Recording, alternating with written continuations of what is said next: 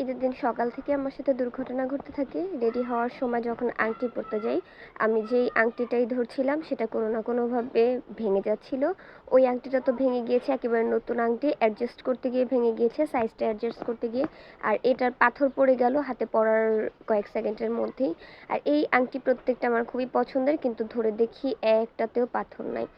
এই আংটিটা অ্যাটাচড করা ছিল, এটা আমার অনেক পছন্দের একটা রিং, এটাও ভেঙে গিয়েছিল। তারপর আমার ছেলেকে রেডি করে দিলাম, ছেলেকে নিয়ে ছেলের বাবা ও দাদা বাড়িতে গিয়েছে। এই ফাঁকে আমি চটজলদি রেডি হয়ে গেলাম, কারণ ঈদের দিন আম্মুর বাসায় দাওয়াত ছিল।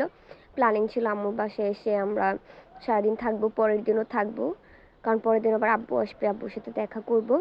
এই যে ঈদের দিন সকালবেলা রেডি হয়েছিলাম, কিন্তু ভিডিও নেওয়ার সময় পাইনি। এটা হচ্ছে আম্মুর বাসায় এসে একটু ভিডিও করেছিলাম, যে লুকটা কেমন, খুবই সিম্পল মিনিমাল একটা লুক ক্রিয়েট করেছিলাম। তোমরা চাইলে টিউটোরিয়ালও শেয়ার করতে পারি। আর আম্মুর বাসায় আসার পর এইটা ছিল সকালের নাস্তা। আম্মু ভুনা সেমাই, দুধ সেমাই এবং পায়েস রান্না করেছিল।